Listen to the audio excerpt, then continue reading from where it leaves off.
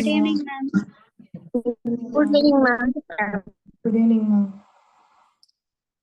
So, organism and population. என்னென்னலாம் பார்த்திருந்தோம்?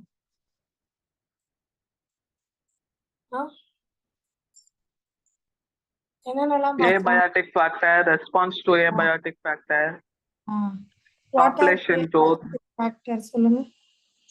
எதெல்லாம் abiotic air, water, soil. What are the responses to abiotic factor? Regulator, conformer, migrate, suspend. Very good. அதுக்கப்புறமா adaptations பார்த்தோம். என்னென்ன adaptationலாம் பார்த்தீங்க? Kangaroo rat, desert lizard, அப்புறம் mountain sickness, altitude sickness, அது mountain ஓகேவா? ஃபீல்ட்ல உள்ள பிளர் மசில். என்னதுப்பா புரியலப்பா? சீல், ஸ்னோ சீல்ல உள்ள blubber fat. Aquatic mammals blubbers வச்சிருப்பாங்க. ஆலன் ரூல் பார்த்தோம். ஆலன் ரூல்னா என்னதுமா?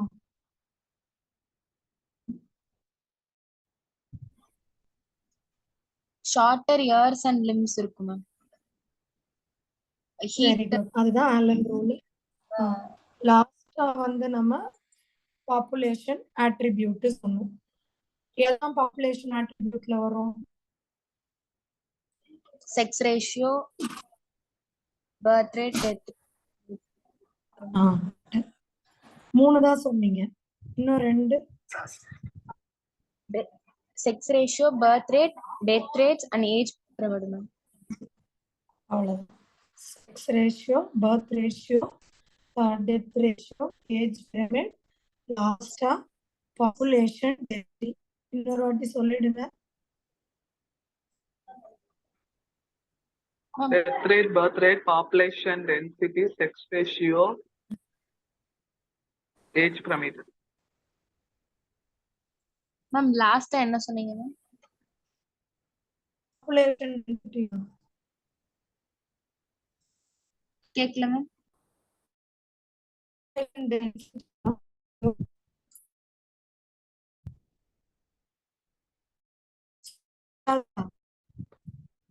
வாய்ஸ் பிரேக் ஆகுது.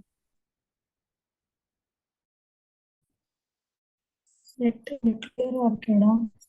என்னோட ஃபோன் நெட் தான் யூஸ் பண்ணுறேன். எல்லாருக்கும் இருக்கா வாய்ஸ்? பிரேக் ஆகுது ma'am. Yes ma'am.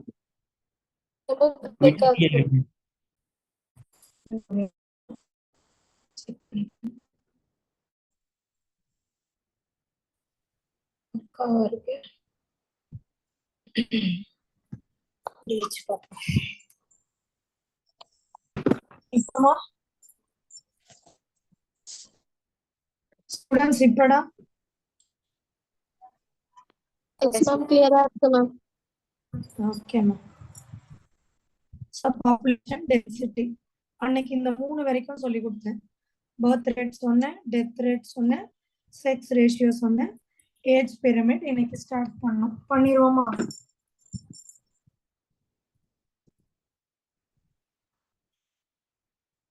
Shall we start with age pyramid? Yes ma'am. Okay. So age வந்து 3ஆ பிரிச்சுக்கோங்கடா. ப்ரீ ரீப்ரொடக்டிவ், குட்டி குழந்தைங்க எல்லாம் இருக்காங்கல்ல, அவங்க எல்லாம் ப்ரீ ரீப்ரொடக்டிவ். ரீப்ரொடக்டிவ்ல யார் வருவான்னா, இப்போ இந்த மேரேஜ் ஆயிட்டு அந்த ஏஜ் இருக்காங்கல்ல, ஒரு மேரேஜ் ஆகி ஒரு 10 இயர்ஸ் ப்ரெசன்ட்ல மேரேஜ் ஆனவங்க, அதெல்லாம் ரீப்ரொடக்டிவ். போஸ்ட் ரீப்ரொடக்டிவ்ன்றவங்க வயசானவங்க. எப்படி பிரிக்கலாம் ஏஜ்? reproductive, post reproductive. இப்போ ஃபர்ஸ்ட் பாப்புலேஷன் பாருங்க, எக்ஸ்பேண்டிங் பாப்புலேஷன். இது நீட்ல கேட்ட கொஸ்டின் தான். ஃபர்ஸ்ட் நீங்க பாக்குறது எக்ஸ்பேண்டிங் பாப்புலேஷன். அப்படின்னா இதுல யாருமா நிறைய இருக்கா எக்ஸ்பேண்டிங்ல? அதிகமா யாரு இருக்கா 3 பேர்ல? Pre reproductive. குழந்தைங்க நிறைய இருக்கு. ஸோ இப்ப இருக்கிற காலகட்டத்துல குழந்தைங்க நிறைய இருந்தா இந்த பாப்புலேஷன் பிற்காலத்துல பெருசா எக்ஸ்பேண்ட் ஆகும். ப்ரீ ரீப்ரொடக்டிவ் அதிகம், அதை விட ரீப்ரொடக்டிவ் கம்மி, போஸ்ட் ரீப்ரொடக்டிவ் இன்னும் கம்மி. இப்படி இருந்தா இதை என்னன்னு சொல்லுவோம் அந்த பாப்புலேஷனை? எக்ஸ்பேண்டிங். அடுத்தது ப்ரீயும் ரீப்ரொடக்டிவும் கிட்டத்தட்ட ஒரே சைஸ்ல இருக்குது. இந்த மாதிரி இருந்தா ஸ்டேபிள். புரியுதா? புரியுதாமா? புரியுது மிஸ். ஸ்டேபிள். இங்க பாருங்க, எந்த பாப்புலேஷன்ல குழந்தைங்க பாப்புலேஷன் கம்மியா இருக்கோ அந்த பாப்புலேஷனை நம்ம என்னன்னு சொல்லுவோம்? Declining population. Declining. புரியுதா? இப்ப டைகர்லாம் பாத்தீங்கன்னா அப்படிதான் இருக்கு. டைகர்லாம் பாத்தீங்கன்னா குழந்தைங்க ரொம்ப கம்மியா இருக்கு இப்ப. ஓகேவா? அப்ப இத என்ன பாப்புலேஷன் சொல்லுவோம்? Declining population. கரெக்ட். இத நோட் பண்ணிக்கோங்கடா.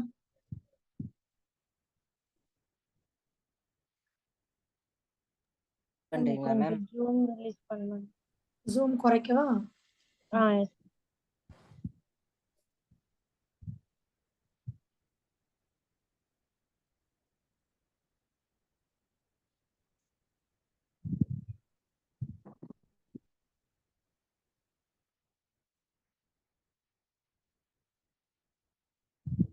மேம் சொல்லுடா. மேம் ஏன் மேம் ரீப்ரொடக்டிவ் ஃபேஸ் வந்து நிறைய இருந்தது, அப்புறம் வந்து ப்ரீ ரீப்ரொடக்டிவ் கம்மியா இருந்ததுன்னா டிக்ளைனிங் சொல்றோம்? அப்படிதானடா. இப்போ குழந்தை பாப்புலேஷன் கம்மியா இருக்கு. இப்ப ரீப்ரொடக்டிவ்ல இருக்கிறவங்க கொஞ்ச நாள்ல போஸ்டுக்கு போயிடுவாங்க. போஸ்ட் இருக்கிறவங்க இறந்தே போயிடுவாங்க. ஆனா ரீப்ரொடக்டிவ் ஃபேஸ்ல இருக்கிறதுனால தானே மேம் நிறைய ப்ராஜெக்ட் வரும். இப்ப வருதுடா. இப்போதைக்கு இது ஓகே அந்த ஏஜ்ல. பட் இன்னும் நாள் ஆக ஆக பாத்தீங்கன்னா அவங்க எல்லாம் ரீப்ரொடக்ஷன் ஸ்டாப் பண்ணிருவாங்கல்ல.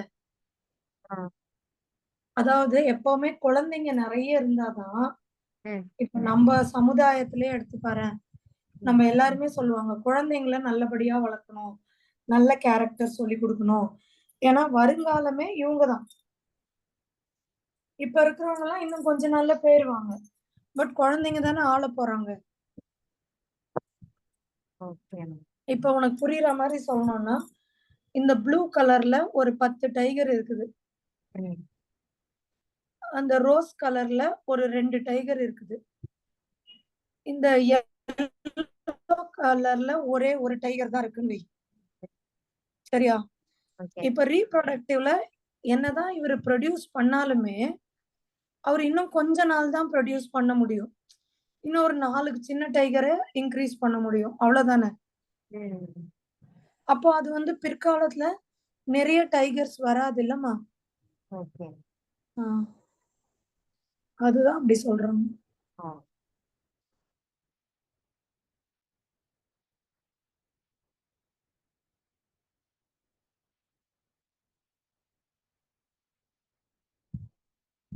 நோட் பண்ணிக்கோங்க.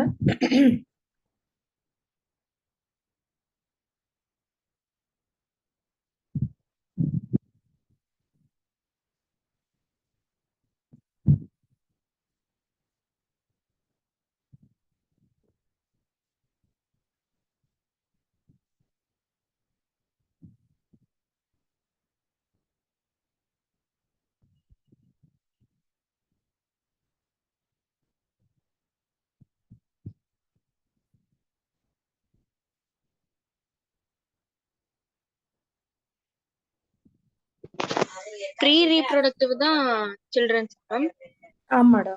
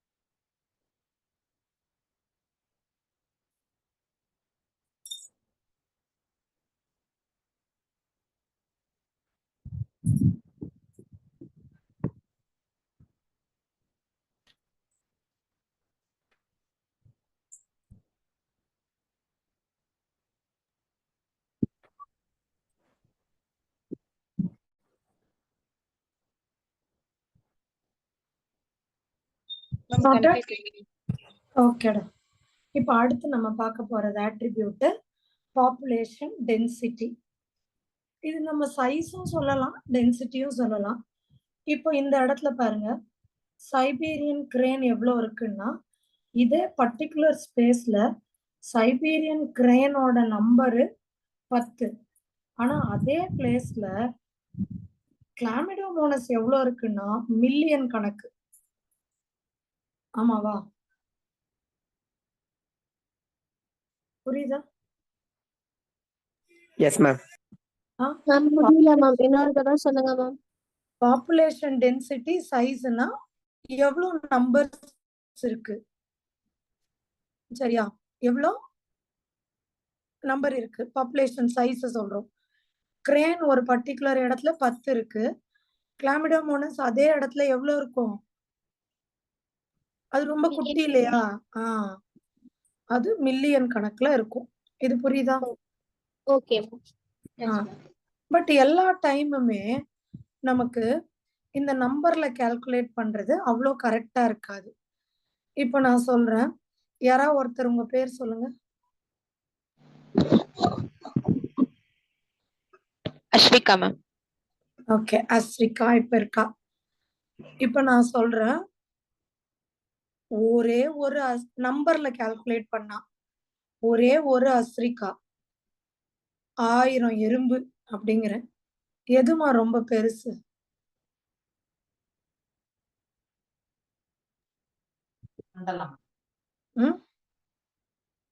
ஒரு அஸ்விகா. ஏன்னா sometimes it is not you know very good that you can calculate in numbers. நம்பர்ல பண்ணும்போது ஒன்னே ஒண்ணுன்றோம், ஆனா அவதான் பெரியவ இல்லையா? அவளோட பயோமாஸ் தான் பெருசு. 1000 எறும்பு இருந்தா கூட அதை கையில இவ்வளோண்டு கையில மடக்கி பிடிச்சிடலாம். ஆமாவா? புரியுதா ஸ்டூடெண்ட்ஸ் நான் சொல்றேன்? அப்படி பண்ணலாம். அந்த மாதிரி sometime you can calculate it using biomass. இப்போ இவளோட வெயிட் நம்ம கால்குலேட் பண்ணோம்னா ஒரு 40 42 இருக்கிறா. எறும்போட வெயிட் பாருங்க, ஜஸ்ட் மொத்தமா அவ்வளவு சேர்த்தாலும் ஒரு 2 கிராம் 3 கிராம் தான் இருக்க போகுது இல்லையா? சோ அந்த டைம்ல நம்ம என்ன பண்ணலாம், பாப்புலேஷன் டென்சிட்டிய பயோமாஸ்ல கால்குலேட் பண்ணலாம். ஓகேவா? புரியுதா?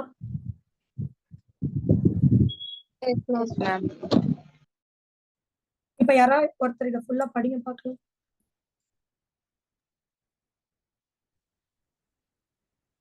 It is the number of individual of a species per unit area or volume. It is the number of individuals of a species per unit area or volume. அதாவது இந்த ஒரு பர்டிகுலர் பிளேஸ்ல எவ்வளவு number of species இருக்கு அப்படின்னு calculate பண்றது population size. Next example.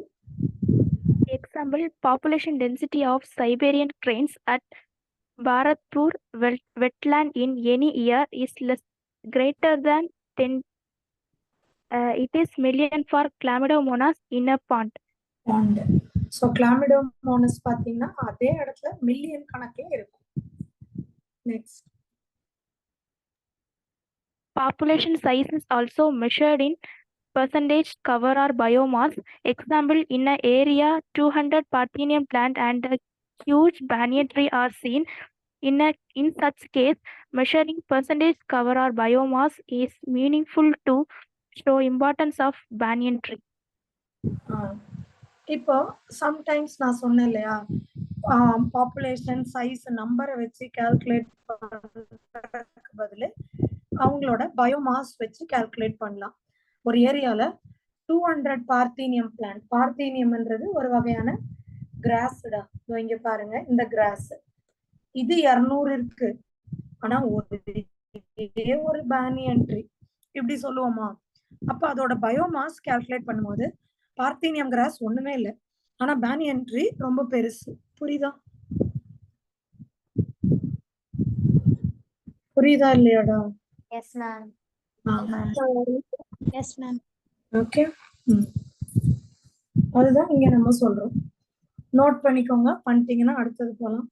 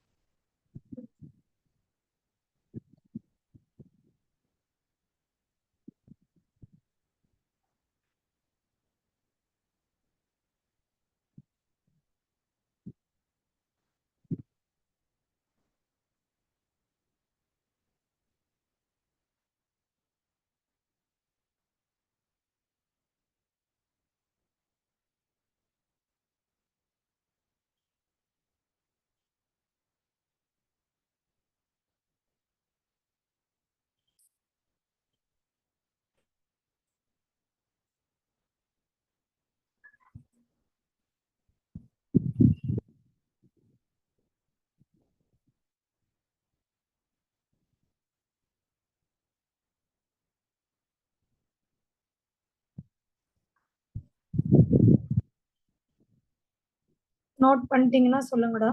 S ma'am. அடுத்து போட்டுமா? Yes ma'am. இப்ப நம்ம 5 படிச்சிட்டோம். 5 ஆட்ரிபியூட்டும் படிச்சிட்டீங்க. கிளியரா? கிளியராமா? மியூட்ல போடுங்கடா.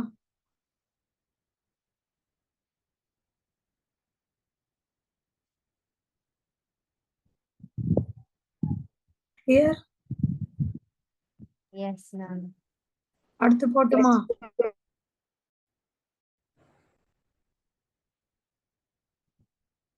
S ma'am. அடுத்து போகலாம். Yes ma'am. இப்போ இந்த பாப்புலேஷன் சைஸை வச்சு இன்னும் கொஞ்சம் சொல்லி தரப்போறேன். இது கொஞ்சம் கவனமா பாத்தீங்கன்னா தான் புரியும், இல்லைன்னா புரியலன்னுவீங்க. இப்போ இந்த பாப்புலேஷனை கால்குலேட் பண்றோம்ல, டென்சிட்டிய 2 வகையா சொல்லலாம்டா. ஒன்னு ரிலேட்டிவ் டென்சிட்டி, இன்னொன்னு அப்சல்யூட் பாப்புலேஷன் டென்சிட்டி. என்ன பேரு? Relative density, absolute population density. So first relative அல்லது absolute ரெண்டுத்துக்கும் உங்களுக்கு டிஃபரன்ஸ் சொல்லி கொடுக்குறேன். சரியா? கொஞ்சம் எடுத்து கவனிங்க. ஒயிட் போர்ட் பாருங்க.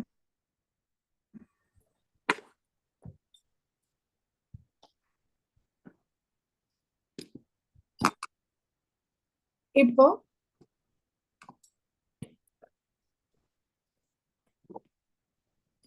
இது வந்து ஒரு பாண்டுன்னு வச்சுக்கோங்க. ஒரு பாண்டு. இப்போ இந்த பாண்டுல இந்த மாதிரி நிறைய ஃபிஷஸ் எல்லாம் இருக்காங்க. சரியா?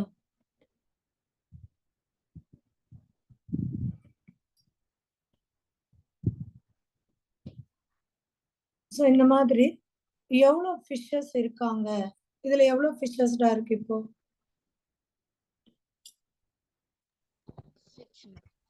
6 மேம். ஃபிஷஸ் இருக்கு, நீங்க கவுண்ட் பண்ணி சொல்றீங்க.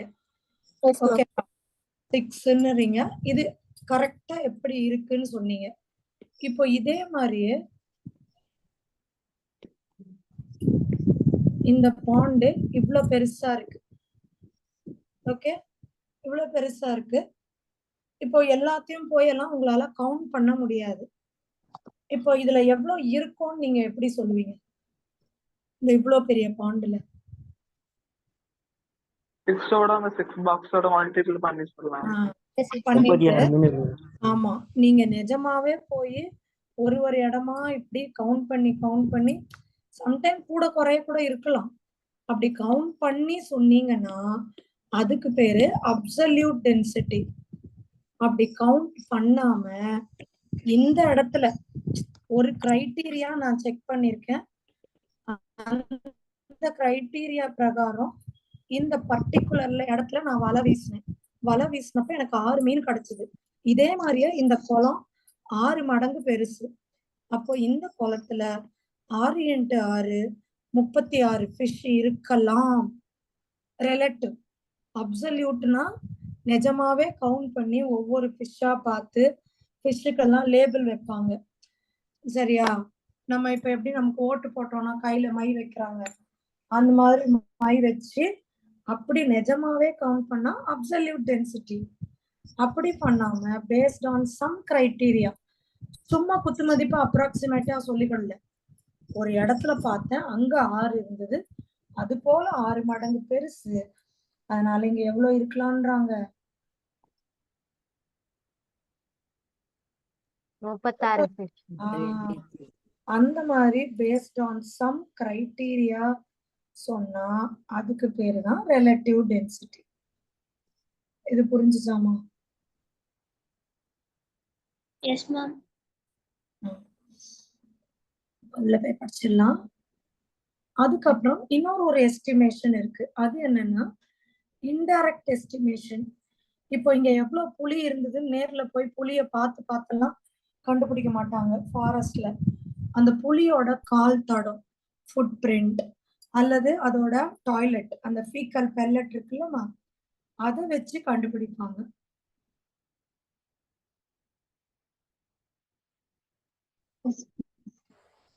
ஓகேவா? இது இன்டைரக்ட் எஸ்டிமேஷன். ஓகேவா? அது எப்படி மேம் கண்டுபிடிப்பாங்க? அப்படிதான்டா அப்ராக்சிமேட்டா சொல்லுவாங்க. இந்த இடத்துல ஒரு 4 புலியோட கால் தடம் இருக்குது, இங்க 4 புலி இந்த பிளேஸ்ல பர்டிகுலர் பிளேஸ்ல வாழுது. அவங்களோட டெரிட்டரி எல்லாம் கொஞ்சம் பெருசா தான் இருக்கும், எல்லாம் அப்படியே பக்கம் பக்கமா இருக்க மாட்டாங்க. அப்ராக்சிமேட், இன்டைரக்டா எஸ்டிமேட் பண்ணுவாங்க. சரியா? இப்ப நீ உங்க கிளாஸ்ல எவ்வளவு பேர் இருக்காங்கன்னு பாக்கணும்னா, உங்க கிளாஸ் இப்போ 12th ஸ்டாண்டர்டு, அந்த பக்கம் நான் கொஞ்சம் ஈர மண்ணை பரப்பி வச்சிருவேன். இன்னைக்கு யார் வந்தாங்கன்னு உள்ள வந்து அட்டெண்டன்ஸ் எடுக்கிறது ஒரு வகை. கால் தடம், எத்தனை தடம் உள்ள போயிருக்கு அப்படின்னு பார்த்துட்டு கூட என்னால இன்டைரக்டா எஸ்டிமேட் பண்ண முடியும். அதான் சொல்றேன். Okay ma'am. ஆனா அது அக்யூரேட்டா இருக்கணுங்கிற இது இல்லையே, அதானே நம்ம சொல்றோம், இன்டைரக்டா தான் பண்றோம். நம்ம அக்யூரேட்ன்ற வார்த்தையை சொல்லிட, இன்டைரக்ட்னு தானே சொன்னோம். ஓகே. அக்யூரேட்டா இருக்கணும்னா அது அப்சல்யூட் டென்சிட்டி. ரிலேட்டிவும் ஓரளவு தோராயமா சொல்றது, இதே மாதிரி இன்டைரக்டும் அப்படிதான்.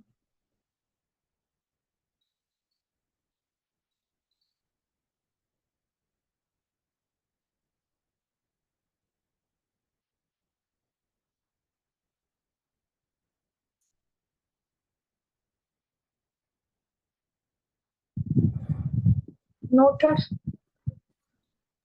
No, ma'am.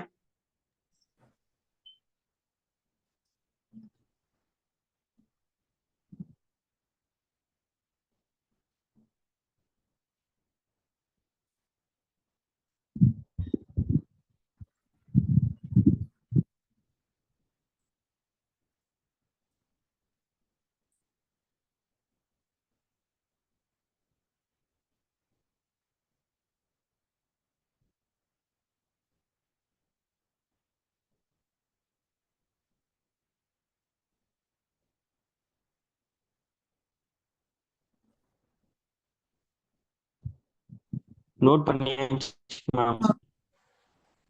இப்ப இது யாராவது ஒருத்தர் வாசிச்சிடுங்க டக்கு டக்குன்னு.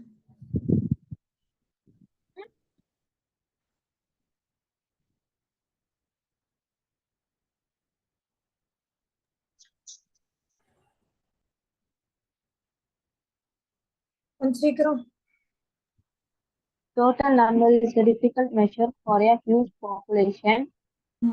In such cases, relative population density without knowing absolute population density is used. Example, The number of fish caught per drop indicates its total population density in the lake. In some cases, indirect estimation of population sizes is performed. Example, tiger census in national parks and tiger reserves based on pug marks and fecal pellets. அக்மார்க்னா கால் தடம். Okay, இப்போ அடுத்து நம்ம பார்க்க போற topic population growth. என்ன topic பார்க்க போறோமா? Population. Population growth. ஆமா. ஸோ பாப்புலேஷன் சைஸ் பார்த்தீங்கன்னா சேஞ்சஸ் டிபெண்டிங் ஆன், இப்போ ஒரு பாப்புலேஷன் நல்லா க்ரோ ஆகுதுன்னா அங்க ப்ரெடேட்டர்ஸ் கம்மியா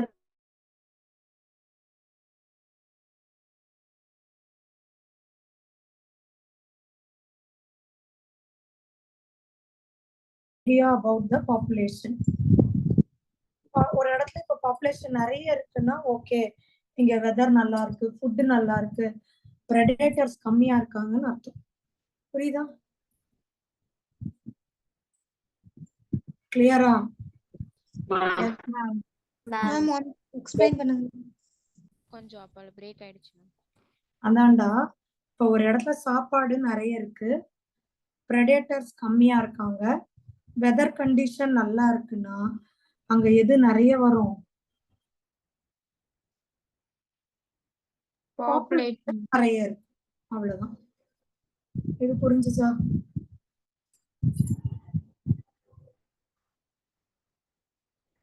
yes ma'am.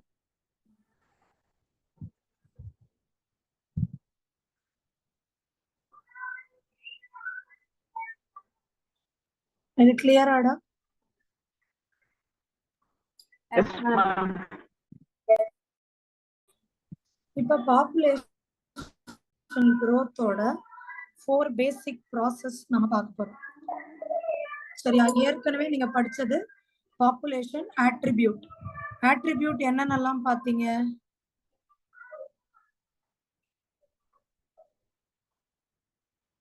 Population density, sex ratio, death rate, birth rate, age pyramid. அதெல்லாம் பாத்தீங்க. சரியா? இப்ப நீங்க பாக்குறது பாப்புலேஷன் growthோட ஒரு 4 ப்ராப்பர்ட்டி. இதுலயும் birth rate, death rate மாதிரி தான் நெட்டாலிட்டி, மார்டாலிட்டி, இமிகிரேஷன், எமிகிரேஷன் என்னென்னலாம் வரும் சொல்லுங்க? Natality, mortality, immigration, emigration. நெட்டாலிட்டினா இப்ப ஒரு இடத்தோட பாப்புலேஷன், இப்ப நம்ம சென்னை வச்சுக்கோங்களேன், சென்னையோட பாப்புலேஷன் எப்படி தீர்மானிக்கிறாங்கன்னா எவ்வளவு பேரு இந்த வருஷம் பிறந்தாங்க, ஏற்கனவே போன வருஷம் எவ்வளவு பேர் இருந்தாங்க இல்லையா? ஸோ நெட்டாலிட்டி எவ்வளவு பேர் பிறந்தாங்க, மொர்டாலிட்டினா எவ்வளவு பேர் இந்த வருஷம் இறந்து போயிட்டாங்க, இமிகிரேஷன்னா எவ்வளவு பேர் வெளியூர்ல இருந்து இப்ப சென்னைக்கு வந்திருக்காங்க. ஓகே? Yes, ma'am. எமிகிரேஷன்னா எவ்வளவு பேர் சென்னையை விட்டு ஃபாரின் வேலை அங்க எங்கன்னு போயிட்டாங்க. புரியுதா? Okay, ma'am. இந்த 4 தான் வந்து ஒரு பாப்புலேஷனோட அந்த டென்சிட்டி, அந்த growth தீர்மானிக்க போகுது. ஒரு வாட்டி யாராவது படிங்க, நான் திருப்பி எக்ஸ்பிளைன் பண்றேன். Natality. Natality. It is the number of births in a population during a given period. Mortality. It is the number of deaths in a population during a given period. Immigration. It is the number of individuals of the same species that have come into the habitat from elsewhere during in a given time period. Emigration. It is the number of individuals of the population who left the habitat and gone elsewhere during a given period of time. So இது கிளியரா இருக்காடா?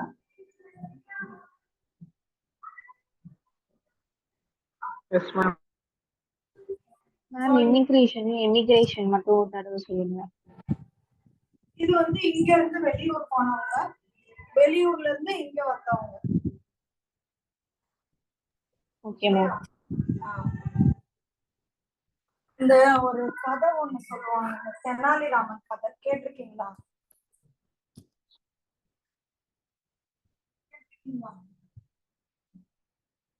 அதாவது அந்த எத்தனை number of காக்கா இருக்கு ma'am?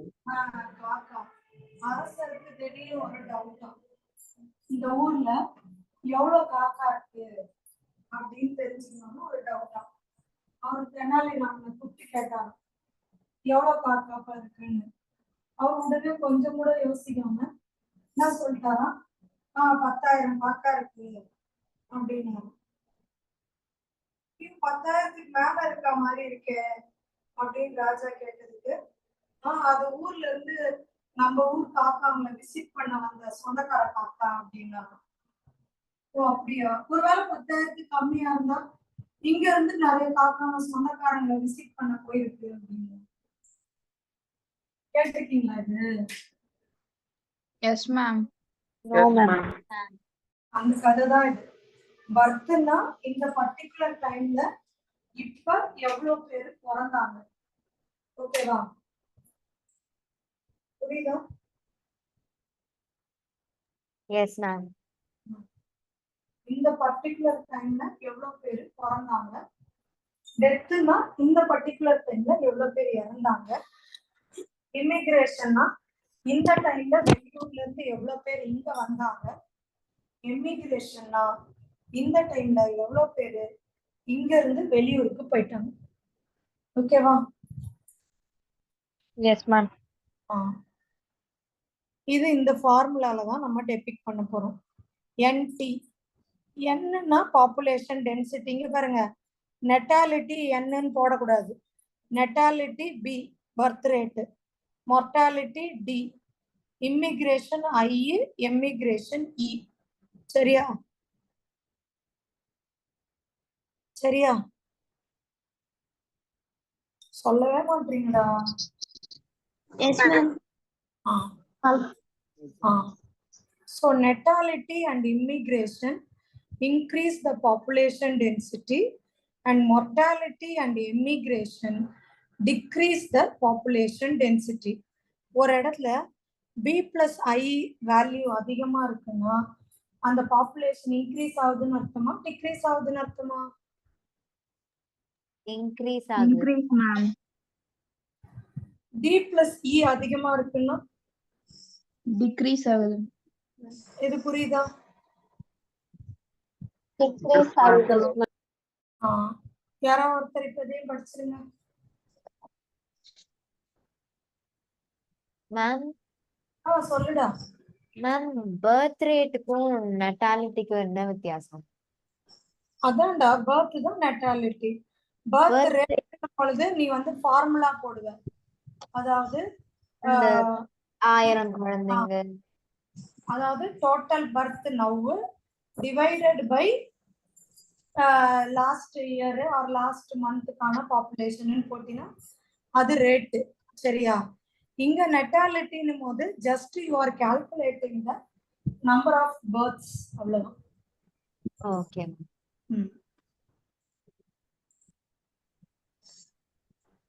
இந்த formula note பண்ணிக்கோங்கம்மா.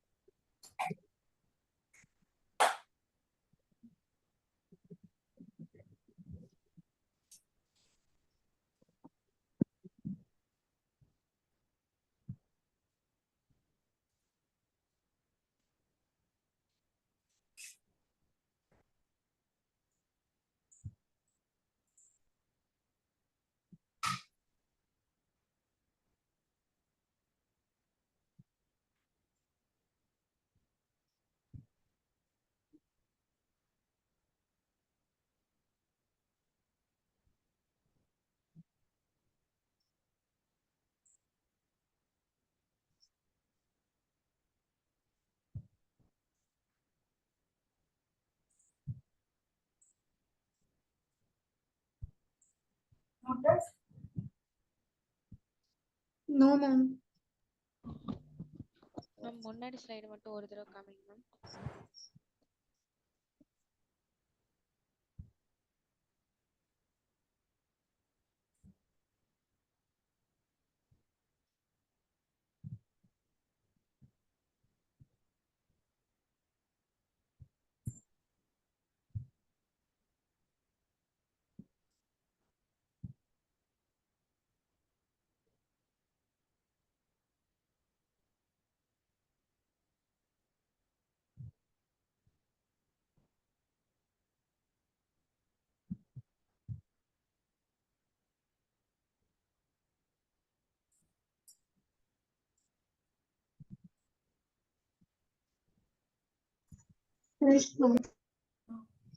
அடுத்து போலாமா? Yes ma'am. Yes ma'am. So யூஸ்வலா நார்மல் கண்டிஷன்ல ஒரு பாப்புலேஷனை டிசைட் பண்றது அந்த டெத் ரேட் பர்த் ரேட் தான். இந்த இமிகிரேஷன்லாம் அவ்வளோ பெருசாலாம் பாதிக்காது. பட் தெர் ஆர் சம்டைம்ஸ், இப்போ உங்களுக்கு ரொம்ப புரியுற மாதிரி சொல்லணும்னா, இப்போ இந்த ஈராக் போர் நடந்தது, சிலோன்ல ஒரு பெரிய போர் நடக்குது இல்ல, இந்த மாதிரி அங்க அகதிகள் நிறைய பேர் அங்க இருந்து ஓடி வராங்க இல்லையா? ஆமாவா? அந்த மாதிரி ஒரு இடத்த விட்டு இன்னொரு இடத்துக்கு கூட்டம் கூட்டமா போகும் பொழுதுதான் அந்த எமிகிரேஷன் பாதிக்கும். மற்றபடி கொஞ்சம் பேர், ஒரு ஆள் இங்க இருந்து அமெரிக்கா போறான், அமெரிக்கால இருந்து ஒரு ஆள் தமிழ்நாட்டுக்கு வரான்றதெல்லாம் பெரிய பாதிப்பு இல்லை. ஓகேவா?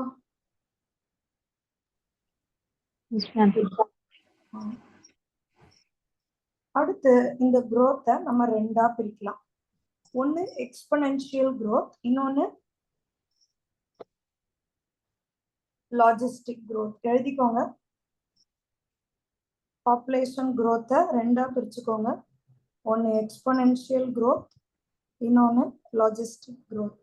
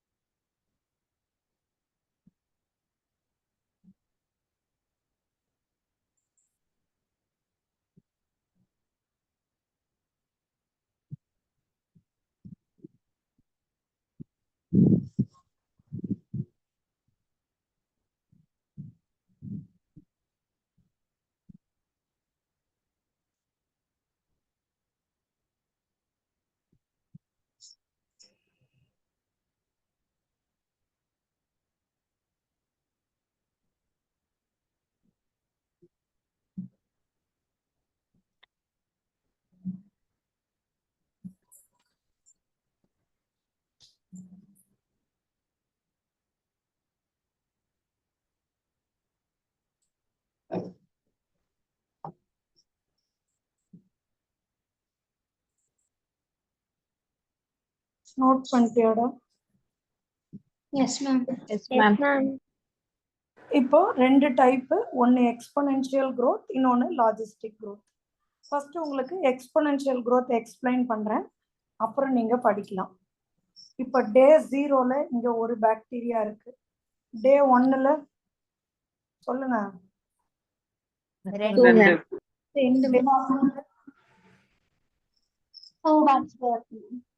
3,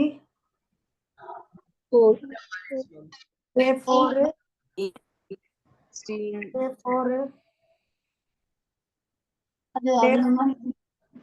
அப்படியே சொல்லலாம்ல, ஒரு 50, டே 6 ஒரு 1000 அப்படி கூட சொல்லலாம். ஆனா அங்க இருக்கிற ரிசோர்ஸ் பத்துமா? இப்ப இது உள்ள இந்த பாக்டீரியா சாப்பிட்றதுக்கான உணவு இருக்குது. இப்போ டே 7 நான் சொல்லலாம் 2000 வருங்க, டே 6 1000னா டே 7 2000 அப்படின்னு கூட நான் சொல்லலாம். ஆனா அது வர சாத்தியம் இருக்கா? எப்ப ma'am. சாத்தியம்னா ஃபுட்டு நிறைய இருக்குது, ஸ்பேஸ் நிறைய இருக்குன்னா மட்டும்தான் சாத்தியம். பட் எந்த ஒரு பாப்புலேஷன்லயுமே அந்த அளவுக்கு அன்லிமிட்டெட் ஃபுட்டும் ஸ்பேஸும் இருக்கிறது கிடையாது. Okay Okay, ma'am. ஓகே. இப்போ நான் உங்களையே கேட்கறேன், இப்போ நம்ம இது வரைக்கும் எத்தனை லெசன் படிச்சு முடிச்சிட்டோம் பயாலஜில? 10 லெசன். இது 11வது, சரியா? நாளையோட இதையும் முடிச்சிருவேனா? 11 லெசன் முடிஞ்சிருச்சுமா. இந்த சண்டே வந்து இந்த 11 லெசனுக்கும் டெஸ்ட் எழுதுங்க அப்படின்னு நான் சொல்றேன். எப்படி படிக்க ஆரம்பிப்பீங்க நீங்க? எப்படி பிளான் போடுவீங்க? First 11 lessons on Sunday. Okay, I am telling that today. How will you do the planning? ஒரு டேக்கு 2 லெசன்ஸ் ஆர் 3 லெசன்ஸ் படிப்போம். So அப்படின்னா இன்னைக்கு 3 ஆடா? Yes ma'am. ஓகே, இன்னைக்கு 3. அப்புறம் சொல்லிட்டு வாங்க. இன்னைக்கு 3, நாளைக்கு 3, மறுநாள் 3, அதுக்கு மறுநாள் 3. அவ்வளவுதான். சண்டேல பரீட்சை எழுதிடுவேன், கரெக்டா? S ma'am. ஸோ இந்த மாதிரி இன்னைக்கு 3, நாளைக்கு 3, நாளைக்கு 3 சண்டே பரீட்சை எழுதிடுவேன்னு சொல்றது எக்ஸ்போனென்ஷியல் growth மாதிரி தான். என்ன நடக்கும்னு சொல்றேன். இப்போ இன்னைக்கு 3ன்னு இவ சொல்றா. இப்போ இன்னைக்கு என் கிளாஸ் முடியவே 9:30 ஆகும். இதுக்கப்புறம் இவ எடுத்து ஓப்பன் பண்ணணும். இவ மட்டும் இல்ல, நீங்க all the students will try to open the bio book. First lesson எடுக்கலான்னு நினைப்பீங்க, ஸ்லோவா எடுப்பீங்க. ஒரு 2 பேரா படிச்சோன்னு சுச்சோ நாளைக்கு ஸ்கூல்ல இந்த மேம் இந்த ஒர்க்கு சொல்லியிருக்கிறாங்களே, நான் அந்த ஹோம்ஒர்க்கை ஃபர்ஸ்ட் முடிக்கணுமே, இது சண்டே தானே, ஓப்பா பார்த்துக்கலாம், நாளைக்கு என்ன தேர்ஸ்டே அப்படின்ட்டு அந்த ஒர்க்கை பண்ணுவோம். அப்புறம் காலையில எழுந்து ஸ்கூல் போயிடுவோம். திருப்பி சாயங்காலம் வந்தோன்னே பயோ மேம் மூஞ்சி ஞாபகம் வரும். என் மூஞ்சி ஞாபகம் வருமா வராதா? சரி, கொஞ்ச நேரம் படிக்கலான்னு படிக்க உட்காரலான்னு ஸ்கூல்ல இருந்து வந்தோன்னு உட்காரலான்னு உட்காடுறோம். அதுக்குள்ள நமக்கு பிடிச்ச பாட்டு ஏதோ போடுறாங்க. சரி, என்னடா நல்ல பாட்டா இருக்க, அங்க போய் ஒரு அட்டண்டன்ஸை போட்டு வருவோன்னு ஹாலில் உட்காந்து ஒரு பாட்டுக்கு தான் உட்காருவோம். ஆனா ஒரு 4-5 பாட்டு பார்க்கறது அப்படி நடக்கும். அதுக்கப்புறம் திருப்பி ஐயோ கிளாஸ் ஆரம்பிச்சிச்சுன்னு ஓடி வருவோம். திருப்பியும் நைட்டு படிக்கலாம்னு நினைக்கும் போது இன்னும் கொஞ்சம் படிச்சிருப்போம், மேபி ஒரு லெசன் முடிச்சிருப்போம். திருப்பியும் ஐயோ எனக்கு தூக்கம் வருது பாரு, ரொம்ப டயர்டு, படுங்க, படுத்தாச்சு. சரியா?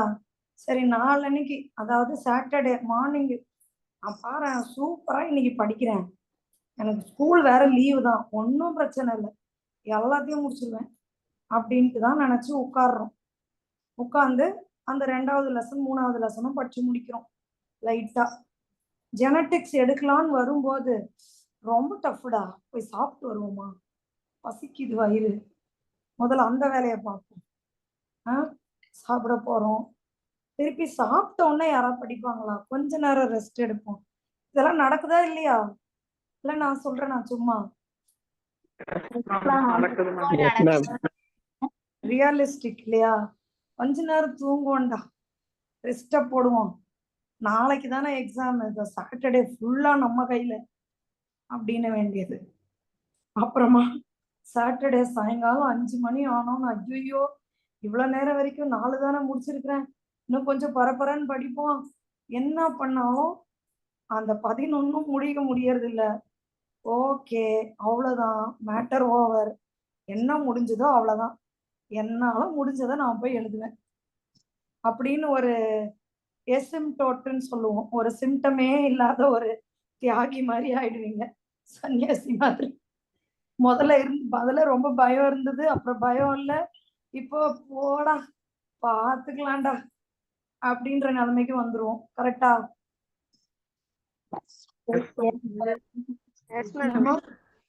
இல்ல இந்த முதல்ல நம்ம சொன்னோம் பாரு, இன்னைக்கு 3, நாளைக்கு 3, நாளைக்கு 3, நாளைக்கு 3, தட் இஸ் அன்ரியலிஸ்டிக். ஏன்னா நான் சொன்ன மாதிரி உங்களுக்கு இவ்வளோ டிஸ்ட்ராக்ஷன் இருக்கா மாதிரி பாக்டீரியாவுக்கு இடம் பத்தாது, ஃபுட்டு பத்தாது. பத்துச்சுன்னா நீங்க சொல்றது கரெக்ட். இப்போ நீங்க ஐடியல் ஸ்டூடெண்ட், நான் சொன்ன மட்டிடா டைம் டேபிள் அப்படி செதுக்கி வச்ச பொம்மை ஸ்டூடெண்ட்னா நீங்க சொல்றது ஓகே தான். ஆனா அது இயற்கையில நடக்க வாய்ப்பு இல்லைல்ல, அப்படிதானே? S ma'am. Yes, Yes, ma'am. ma'am. Correct. So அந்த மாதிரி எக்ஸ்போனென்ஷியல் growthனா அது இப்போ மேம் சொன்ன பாருங்க லாஜிஸ்டிக் growth.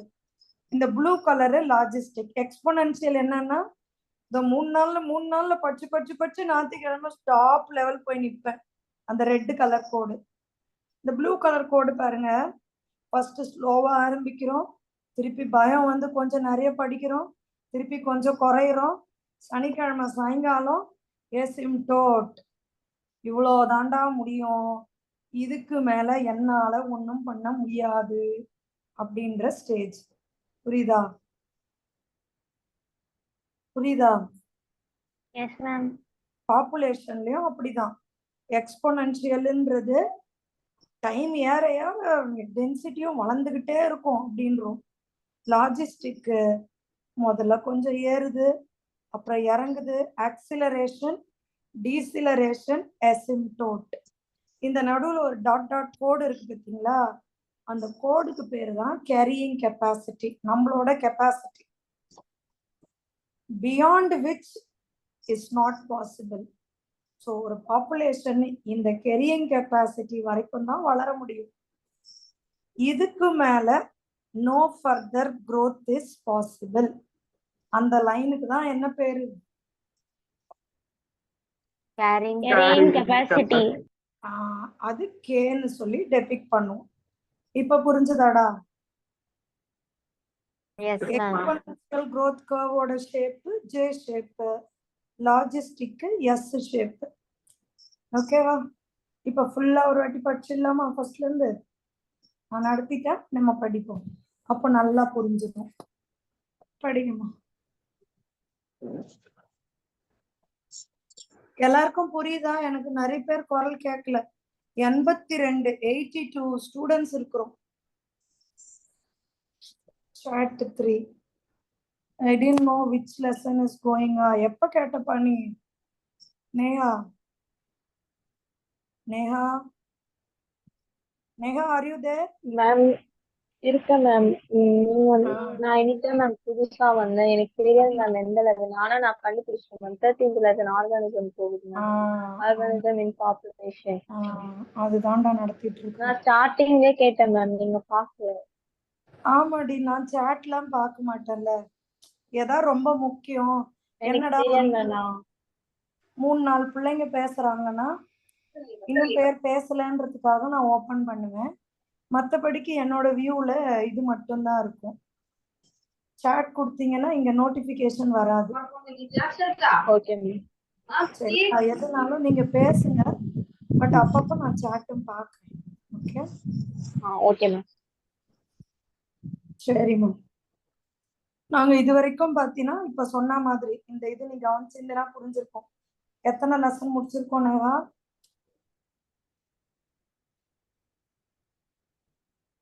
கவனிச்சியா இந்த எக்ஸ்பிளனேஷனு? 11, இதோட சேர்த்து 11, இன்னும் 2 லெசன் இருக்கு. சரிம்மா, பார்க்கலாம். படிங்க யாராவது.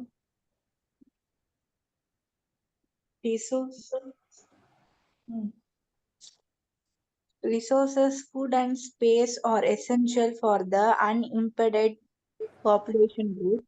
If resources, தடங்கள் இல்லாத, தடை இல்லாத பாப்புலேஷன் growthக்கு தேவை.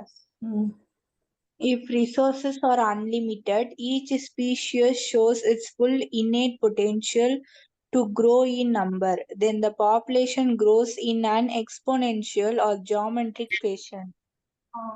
If resources are unlimitedனா நம்ம சொல்ற மாதிரி எல்லாருமே ஜியோமெட்ரிக்கல் ஃபேஷன், ஜியோமெட்ரிக்கல்னா டபுள் டபுளா ஆகும் அப்படின்னு சொல்றோம்.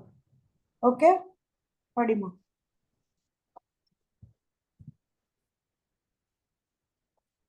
படிமா. its population size n, birth rate per capita births, death rates per capita deaths d, then d increase or decrease in n during a UV time period t. dn by dt will be dn by dt equal to d minus dn. Let d minus d equal to r, then dn by dt equal to r into n. இது வந்து exponential growthக்கு நம்ம இப்ப equation போடுறோம். Birth ரேட்னா b, death ரேட்னா d. சரியா? இதை நீங்க டிஃபரன்சியேஷன்ல போட்டீங்கன்னா டிஎன் பை டிடி, அதாவது இந்த பர்டிகுலர் டைம்ல கேபிட்டல் என்னங்கிறது பாப்புலேஷன் டென்சிட்டி எவ்வளோனா b minus d into n. பர்த்ல டெத் மைனஸ் பண்ணி இன்டூ பாப்புலேஷன் ஏற்கனவே இருந்த டென்சிட்டி. இதுதான் ஃபார்முலா. இந்த பி மைனஸ் டியை நீங்க ஆர்ன்னு சொல்லி சப்ஸ்டியூட் பண்ணலாம். ஆர்ன்றது என்னன்னா இன்ட்ரின்சிக் ரேட், அதாவது இந்த டைம்ல எவ்வளோ ரேட்ல ஒரு பாப்புலேஷன் வளரும். இப்போ ஒரு ட்ரோசோபிலா இருக்குன்னு வைங்களேன், ஒரு வாரத்திலேயே உங்களுக்கு 100 ட்ரோசோபிலா கிடைக்கும். அதோட ஆர் வேல்யூ ஜாஸ்தியா இருக்கும். பட் ஒரு மனுஷன் கிடைக்கணும்னா நீங்க ஒரு வருஷம் வெயிட் பண்ணணும். கரெக்டா? Yes ma'am. அந்த மாதிரி அவனோட ஆர் வேல்யூ பாத்தீங்கன்னா ரொம்ப கம்மியா இருக்கும். இது கிளியரா? மேம் அந்த ஆறு பேர் என்னது ma'am? Intrinsic rate of natural increase. எந்த ரேட்ல நேச்சுரலா ஒரு பாப்புலேஷன் இன்க்ரீஸ் ஆகுது. இப்போ பூச்சி பொட்டுலாம் ரொம்ப வேகமா இன்க்ரீஸ் ஆகும். இந்த ஈசல், எறும்பு இதெல்லாம். அதே மாதிரி ஃப்ராகு, மீன் கூட வேகமா இன்க்ரீஸ் ஆகலாம். ஆனா மனுஷன், யானை, காண்டாமிருகம், வேலு இதெல்லாம் அவ்வளோ ஈஸியா இன்க்ரீஸ் ஆகுமா? அதோட நேச்சுரல் இன்க்ரீஸ் ரேட் வந்து கம்மி. அதுதான் இன்ட்ரின்சிக் ரேட்னு சொல்றோம். புரியுதா? Yes ma'am. இது வந்து நீட்ல கேட்டிருந்தாங்கம்மா. NT equal to N0 e power RT. இதுல ஈன்றது என்ன, N0 என்ன அப்படிலாம் நீட்ல கேட்டிருந்தாங்க. அதனால இதெல்லாம் நல்லா நோட் பண்ணி படிங்க.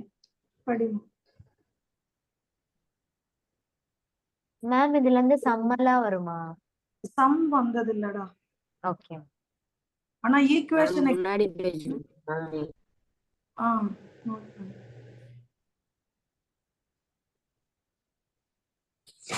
இதுக்கு முன்னாடி மேம்.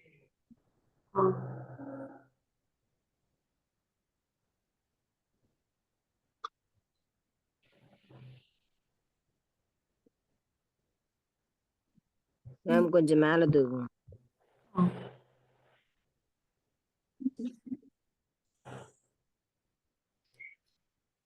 அடுத்த பேஜ் மேம்.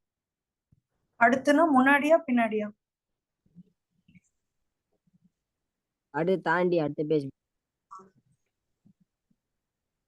கீழே கீழே மேம். இன்னும் கீழையா? அதான் ma'am.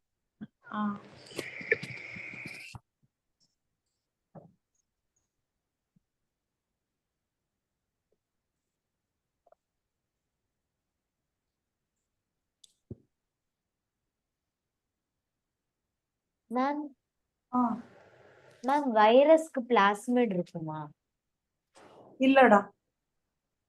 Plasmid is the extra chromosomal DNA which is present in the bacteria. Okay ma'am அடுத்த பேஜ்.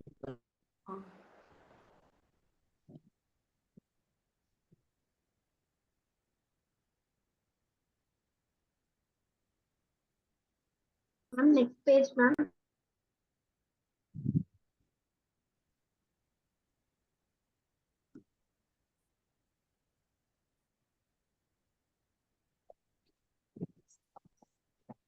Ma'am, R வந்து intrinsic rate of natural increase.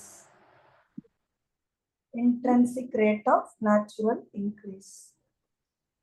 Okay.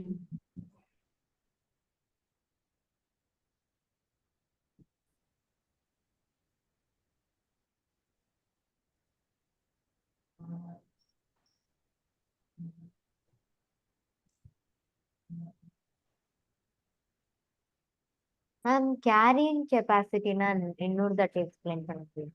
சொல்லதாண்டா போறேன். எக்ஸ்போனென்ஷியல் வராது, லாஜிஸ்டிக்ல வரும்.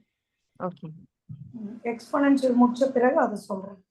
ஓகே மேம் இந்த பாக்ஸ் எக்ஸ்பிளைன் பண்ணுங்க மேம். இது வந்து ஒவ்வொன்றுத்தோட நேச்சுரல் இன்க்ரீஸ் ஆகுற வேல்யூவை கொடுத்துருக்காங்க. நார்வே ரேட் பார்த்தீங்கன்னா 0.015 வேல்யூவா, சரியா? ஃப்ளோர் பீட்டில்னா மாவுல இருக்கிற அந்த வண்டு இருக்குல்லம்மா, அதோட இன்க்ரீஸ் ரேட் பாரு 0.12. மனுஷன்து பாரு 0.0205. அந்த மாதிரி ஒவ்வொருத்தரோட நேச்சுரல் இன்க்ரீஸோட ரேட்டை கொடுத்துருக்காங்க.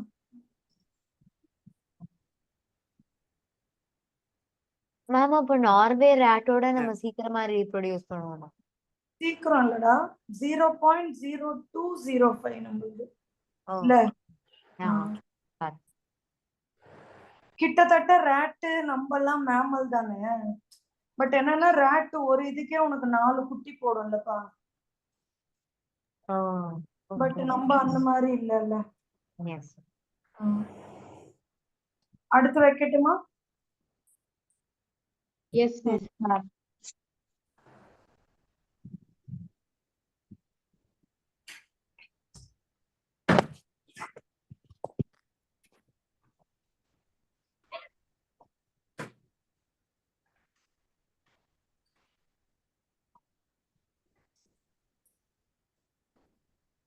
நோட் பண்ணிட்டீங்களாடா?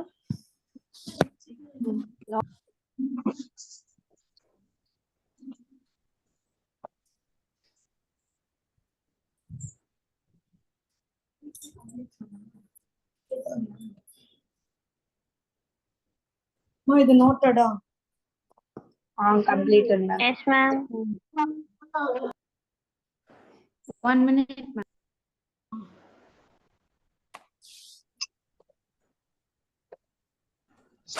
Noted.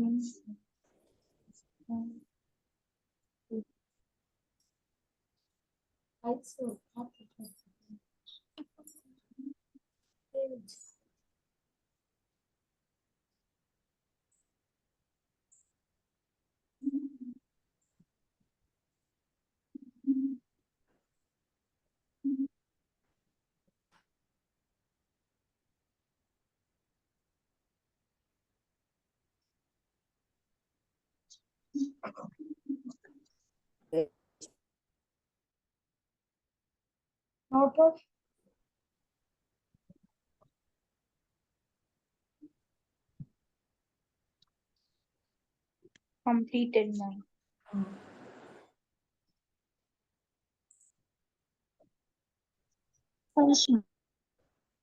அடுத்து போட்டுமா? Yes ma'am. Yes.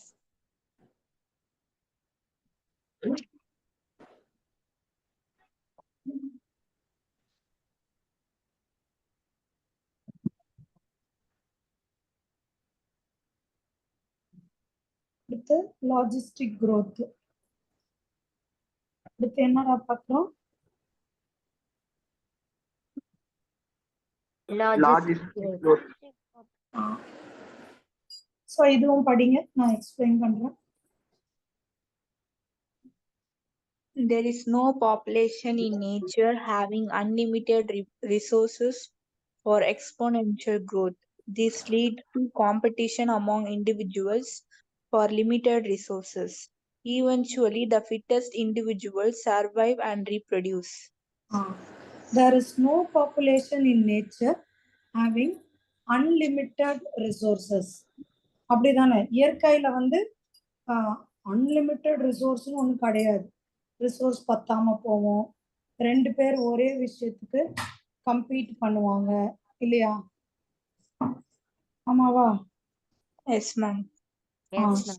இந்த மாதிரி நிறைய நடக்கலாம்.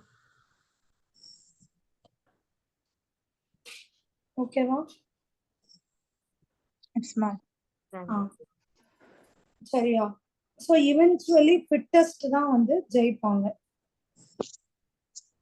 ஸோ இயற்கையில இதுக்கு மேல growth பாசிபிள் கிடையாதுன்னு ஒரு பிளேஸ் இருக்கு.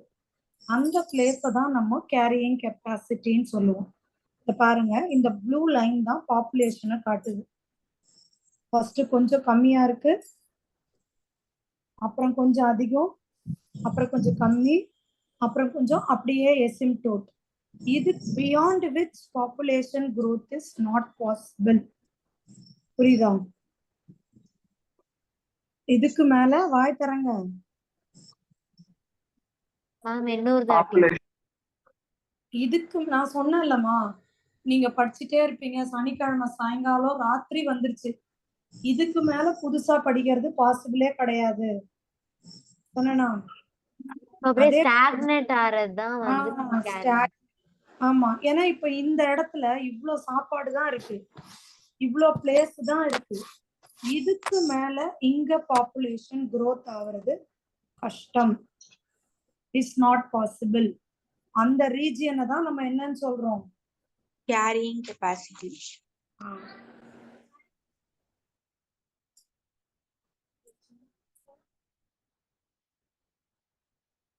இது கிளியரா? கேரியிங் கெப்பாசிட்டி இப்ப புரிஞ்சுதாமா உங்களுக்கு? Yes, ma'am. இதுக்கு மேல growth is not possible. அததான் நம்ம என்னன்னு சொல்றோம்? Carrying capacity. அந்த கீழ இருக்கிற செகண்ட் பாயிண்ட் திருப்பி ஒரு வாட்டி படிச்சிருங்க. In nature, a given habitat has enough resources to support a maximum possible number, beyond which no further growth is possible. It is called carrying capacity K. அவ்வளவுதான். இதுக்கு மேல பாசிபிளே கிடையாது. புரியுதா? Yes, ma'am. அடுத்து போவோமா? Ma'am, 1 minute, ma'am.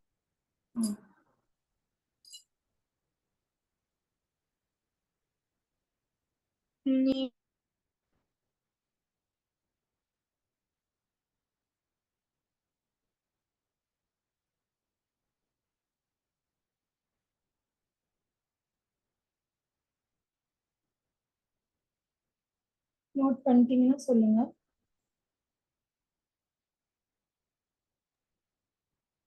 Yes, ma'am.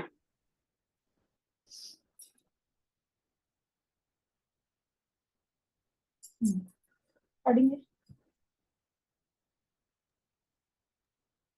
Population with limited resources.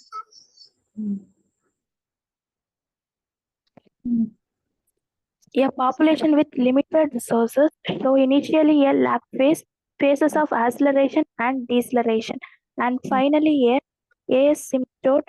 This type of population growth is called vertical pure logistic growth. A population with limited resources, அதாவது இவ்வளவுதான் resource இருக்கு அப்படின்னா ஃபர்ஸ்ட் நான் சொன்னேன் இல்லையா, லேக் ஃபேஸ் லோவா இருக்கும், அப்புறம் கொஞ்சம் நிறைய லாக் ஃபேஸ், அதுதான் வந்து ஃபேசஸ் ஆஃப் ஆக்சிலரேஷன், அப்புறம் திருப்பி குறையுது டீசிலரேஷன், ஃபைனலி அசிம்டோட். இதுக்கு மேல பாசிபிளே கிடையாது.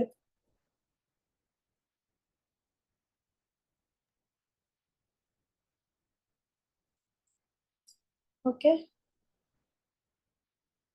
Yes, ma'am. Yes, ma'am. Yes, ma'am.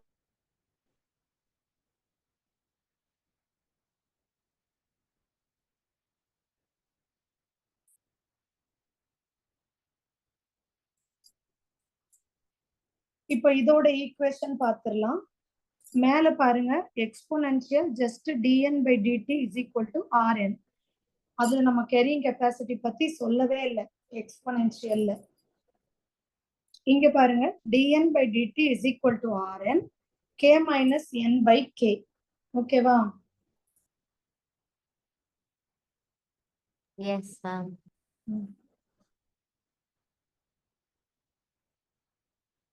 இது கிளியரா?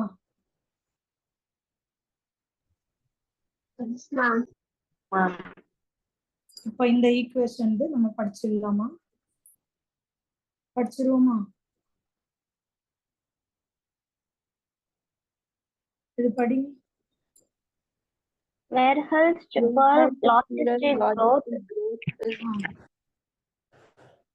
is described as dn by dt is equal to Rn k minus n by k, where n is equal to population density at time t, R is equal to intrinsic rate of natural increase, k is equal to carrying capacity. For most animal populations, resources for growth are limited, so the logistic growth model is more realistic. அவ்வளவுதான். இது கிளியராமா? சொல்ல மாட்டீங்கடா. Yes, ma'am. Yes, ma'am. Note பண்ணிடுங்க. Equation ஞாபகம் வச்சுக்கோங்க.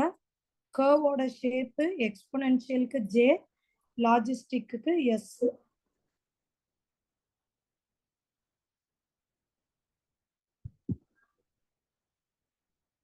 Screen காமிங்க ma'am. முன்னாடியாடா இதுக்கு முன்னாடி? Yes ma'am.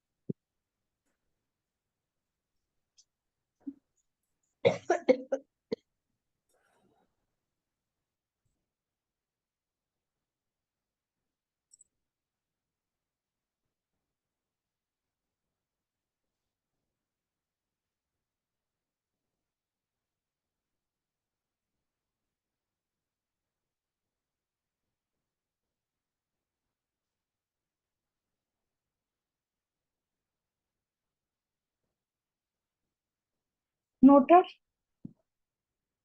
Yes, ma'am. Yes, ma'am.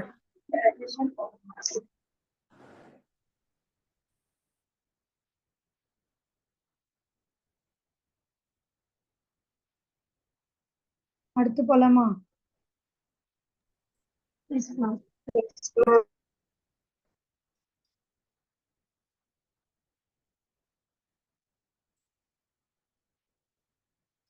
So இதுவும் நோட் பண்ணிக்கோங்க.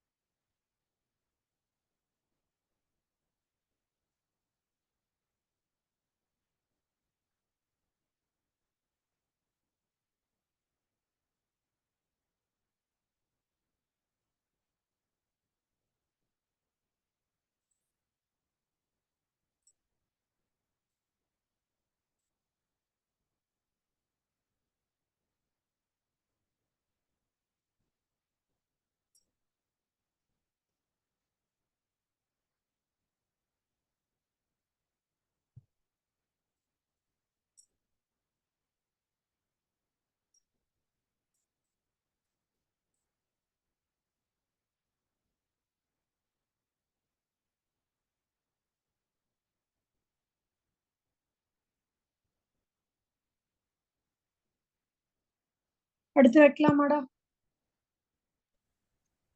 Yes, ma'am. Yes, ma'am. So life history variation. இப்படி என்ன அர்த்தம் தெரியுமா? இப்ப நான் கொஞ்ச நேரம் முன்னாடி சொன்னேன்ல அந்த இன்ட்ரின்சிக் ரேட், அந்த மாதிரி ஒவ்வொரு ஆர்கானிசம்க்கு அது வந்து ஒரு ஸ்ட்ராட்டஜி வச்சுக்குது. இப்போ நிறைய சீக்கிரம் செத்துரும்ன்ற ஆர்கானிசம் நிறைய புரோஜினிய போடுது. ஓகேவா?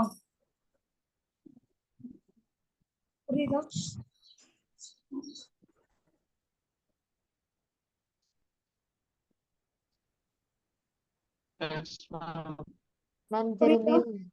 திரும்பி ஒரு தட் இஸ் இப்ப வந்து ஒரு ஃப்ராக் இருக்குன்னு வைங்களேன், ஃப்ராக் முட்டை அல்லது ஒரு எறும்பு இதுங்கெல்லாம் பாத்தீங்கன்னா ஒரு வாட்டிக்கே 100 போடுது. ஓகேவா? ஏன்னா அவங்க எல்லாம் சீக்கிரம் செத்துருவாங்க. இதுவே பெரிய ஆர்கானிசமான யானை ஒரு மேட்டிங்கே ஒரு 100 குட்டி போட்டா எப்படி இருக்கும்னு யோசிச்சு பாருங்க.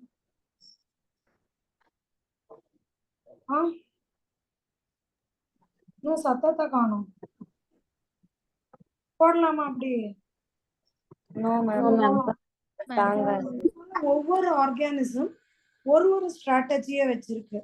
இப்போ நீங்க இங்க பாக்குற பேம்பூ ட்ரீ பாத்தீங்கன்னா இது வந்து தன்னோட லைஃப்ல ஒரே ஒரு வாட்டி தான் ஃப்ளவரிங் பண்ணும், பண்ணிட்டு அப்படியே செத்து போயிடும். அவ்வளவுதான் அதோட லைஃப். புரியுது? அந்த மாதிரி ஒவ்வொரு ஆர்கானிசம் ஒரு ரீப்ரொடக்டிவ் ஸ்ட்ராட்டஜிஸ் வச்சிருக்காங்க. Okay?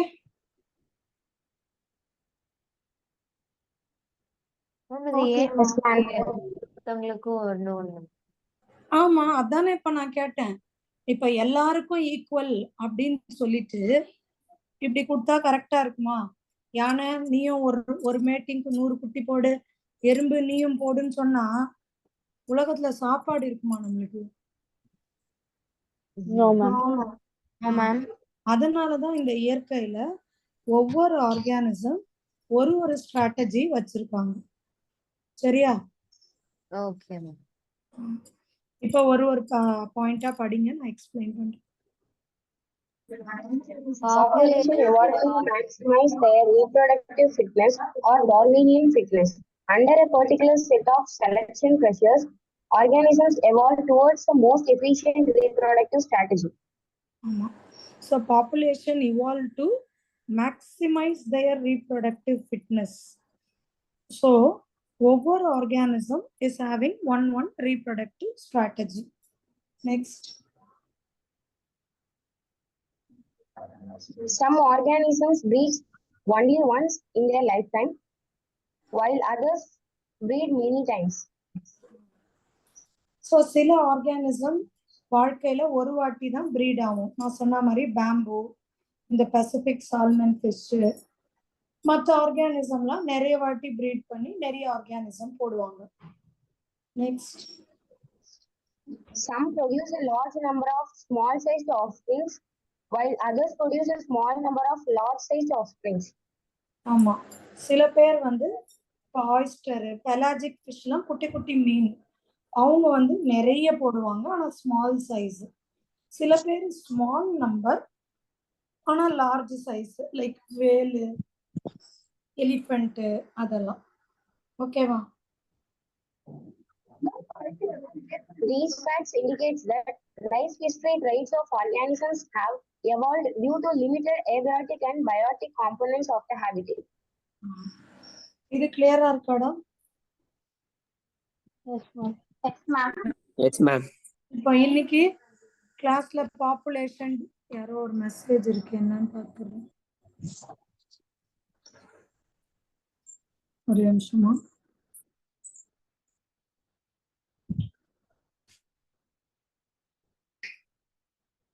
Totally how many chapters in biology for NEET? 12th 13 மா. இளவரசி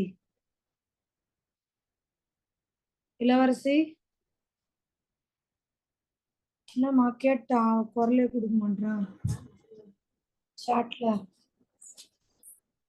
இது வரைக்கும் நடத்தினது ஃபுல்லா பாப்புலேஷன் டென்சிட்டி, growth, growthல எத்தனை வகையான growth டா ஸ்டூடெண்ட்ஸ்? 2 வகை. 2 types, ma'am. Exponential, Exponential, logistic.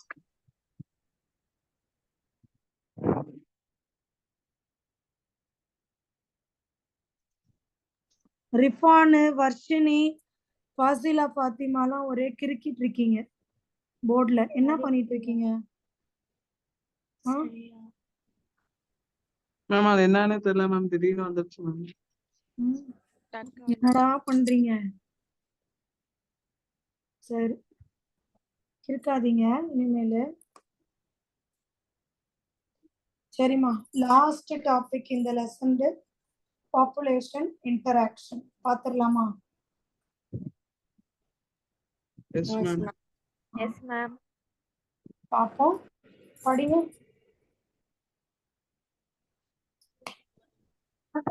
Both species are benefited.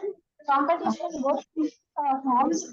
Predation, one predator is benefited, other prey is harmed. Parasitism, one parasite is benefited, other host is harmed. Commensalism, one is benefited, other is unaffected.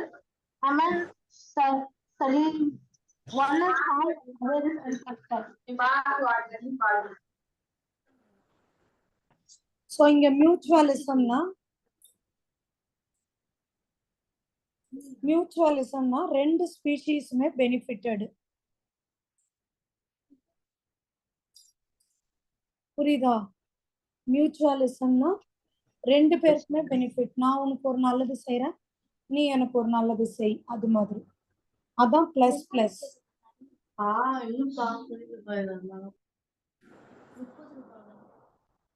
அடுத்து competition. காம்படிஷன்னா both species are harmed. ரெண்டு பேருக்குமே harm ஆகும். அதான் அடிச்சுப்பாங்கல்ல, இப்போ ஒரு புலியும் சிங்கமும் சண்டை போடுது, அந்த மாதிரி ரெண்டு பேருக்குமே அடிதடிப்பட்டு மைனஸ் மைனஸ். ப்ரெடேஷன்னா இப்போ ஒரு சிங்கம் ஒரு மானை வேட்டையாடி சாப்பிடுது. சிங்கத்துக்கு பெனிஃபிட், மானுக்கு கஷ்டம், minus.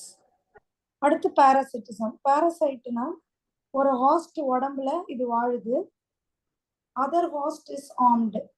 One parasite is benefited, other host is harmed. சரியா? Yes ma'am. ஒரு லீச் இருக்கு மனுஷங்க உடம்புல இருந்து, அப்படியே அவன் ரத்தத்தை எடுத்து, ஆனா மனுஷனை கொல்லாது. ஆனா லீச்சுக்கு பெனிஃபிட், மனுஷனுக்கு லாஸ்.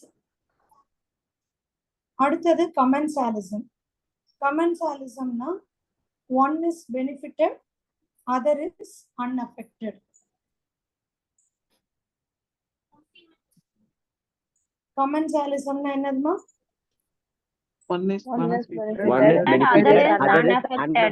அன்அஃபெக்டட். ஒருத்தருக்கு பெனிஃபிட் ஆகுது, இன்னொருத்தருக்கு அன்அஃபெக்டட்.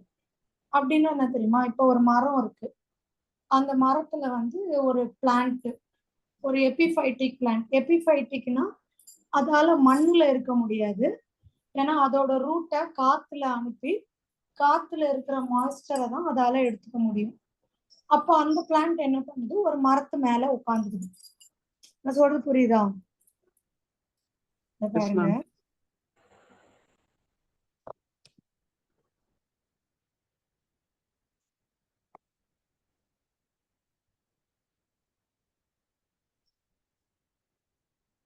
இங்க கவனிங்க.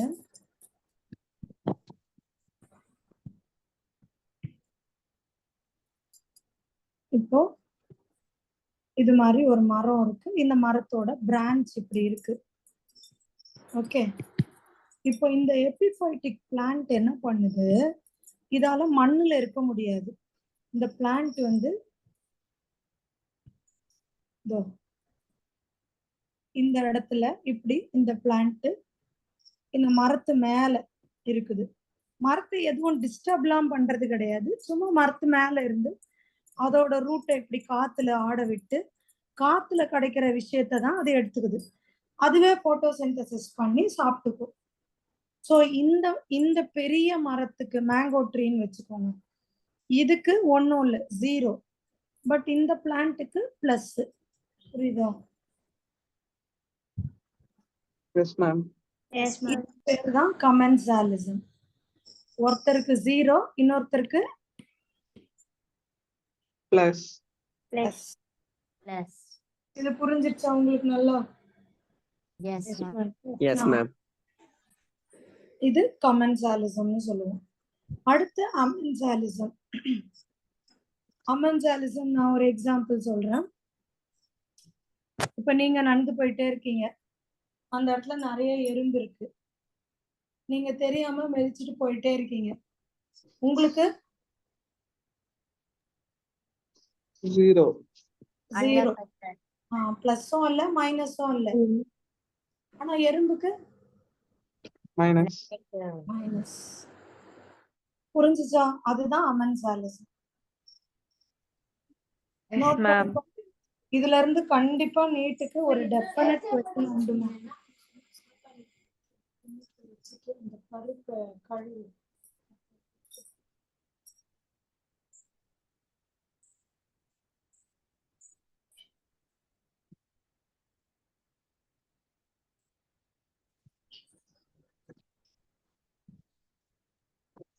மேம் புக்ல மியூச்சுவலிசம்க்கு பேர்டும் crocodile கொடுத்துருக்காங்க மேம், அது எப்படி மேம்? பேர்டு crocodile-ஆ? எஸ் மேம், ஸ்டேட் போர்ட் புக்ல. ஆனா எக்ஸ்பிளைன் பண்ணிருக்கானுங்களா?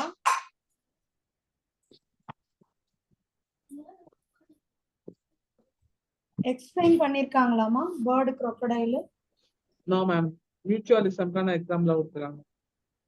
எக்ஸ்பிளைன் பண்ணலையா? ஓகே. யூசுவலா மியூச்சுவலிசம்னா ரெண்டு பேருக்கும் பெனிஃபிட் தான் நம்ம சொல்லுவோம், சரியா? crocodile கற்பனை பண்ணி பார்க்கலாம். crocodile பேர்டு, crocodile மேபி இப்படி சொல்லலாம், ஒரு தண்ணியா இருக்கு, ஆனா அது பறக்க கூட முடியுமே, அப்படிதான் கொடுத்திருக்கானா ஸ்டேட் போர்டு? Yes ma'am. ஏன்னா இப்ப பறக்கிறதுக்கு ஹெல்ப் பண்ணுது, டிரான்ஸ்போர்டேஷனுக்கு சொல்லலாம் இல்லையா? Yes ma'am.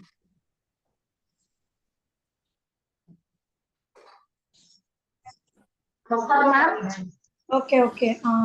இது வந்து பாத்தீங்கன்னா எப்படி தெரியுமா உங்களுக்கு கொடுத்திருப்பாங்க, இந்த பேர்ட் என்ன பண்ணோம்னா அந்த படத்துல அந்த பல்ல நோண்டுற மாதிரி கொடுத்திருக்காங்களா? பிக்சரே கொடுக்கலையா? யூசுவலா அந்த crocodileோட பல்ல வந்து இந்த பேர்ட் ஃபில் பண்ணும். ஆமா சரி, இன்னும் இப்படி கொடுக்கல, புரியுதா? ஏன்னா இப்ப crocodile நம்மளுக்கு பல்லெல்லாம் வராது, அப்ப என்ன ஆகுதுன்னா அது பல்லுல அது சாப்பிடுற ஃபுட் எல்லாம் சேர்ந்ததுன்னா அது பல்லு டீகே ஆயிடும், புரியுதா? Okay ma'am. இந்த பேர்ட் போய் அந்த crocodile பல்லோட க்ளீன் பண்ணுமா மேம்? ஆமாண்டா, க்ளீன் பண்ணிவிடும். ஏன்னா எப்ப வந்து பல்லு ரொம்ப க்ளீன் பண்ணணுமோ அப்ப crocodile வாயை பெருசா திறக்கும், அதுதான் இந்த பேர்டுக்கு இண்டிகேஷன். அந்த பேர்டு பேர் வந்து ப்ளோவர், PLOVER பேர்டு, சரியா? மேம் crocodile வந்து அந்த பேர்ட சாப்பிடாதா மேம்? சாப்பிடாது, இது ஹெல்ப் தானே பண்ணுது. அந்த வாயில இருந்து அந்த சாப்பாடு எடுக்குது இல்ல crocodileோட சாப்பாடை, அத பேர்டு தின்னுக்கும், அந்த மாதிரி. அதுக்கும் பிளஸ். இந்த crocodile வந்து அதை சாப்பிடாது, அது ஹெல்ப் தானே பண்ணுதுன்றதால அதை சாப்பிடாது. ஓகே மாமா, நோட் பண்ணிட்டீங்களா ஃபுல்லா? Yes ma'am. Yes ma'am. Ma'am wait ma'am.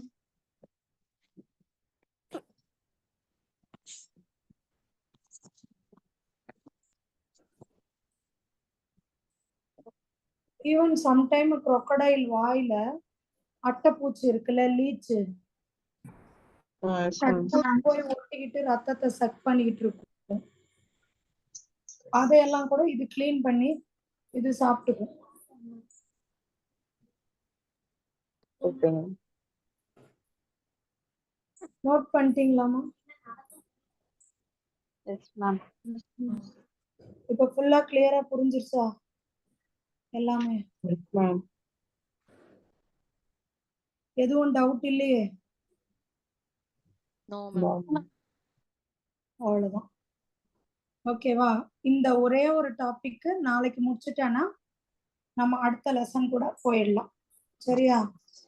Okay students, thank you, bye. Bye, ma'am. Thank you ma'am. Bye, ma'am. Thank you, Thank ma'am. you, ma'am. Thank you ma'am. Thank you, ma'am. டீச்சர்னு கூப்பிட்ட மாதிரி இருந்தது. என்னையா? வேற எங்கேயோ கூப்பிட்டீங்களா? என்ன கூப்பிட்டீங்களா? உங்களுக்கு கேட்டுதா? மேம் சொல்லுமா. 11th क्वेश्चंसோட MCQs கண்டக்ட் பண்ணுவீங்களா மேம்? சார்கிட்ட கேக்குறேன்டா. சார் சொன்னாங்கன்னா பண்ணி தரேன். சரியா? Okay ma'am. யாரோ டீச்சர்னு கூப்பிட்டா மாதிரி இருந்தது. யாரும் இல்லையா? No, ma'am. சரிடா, சரி. பாய்டா. Bye, ma'am. Thank Good you, night. ma'am. Bye, ma'am. Bye, ma'am. Thank you. Good night. Ma'am நாளைக்கு நீங்க லெசன் முடிச்சுட்டு திரும்பி அந்த லெசனை ரீகால் கொடுப்பீங்களா மேம்? இந்த லெசனாடா? Yes ma'am. ஏன் இது எனக்கு புரியலையா? இல்ல மேம் அப்படி சொல்லல. நான் இன்னைக்கு தானே மேம் ஸ்டார்ட் பண்ணேன். அதனால திரும்பி நீங்க கொஞ்சம் ரீகால் பண்ணும்போது எனக்கு கொஞ்சம் கொஞ்சம் புரியல மேம். அதான் மேம். வீடியோ எல்லாமே ரெக்கார்டட் இருக்குடா. சார் போட்டு ஓகே வச்சிருப்பாரு. பாரு, அப்படியே புரியலன்னா கேளு, நான் சொல்றேன். Okay ma'am. Thank you ma'am.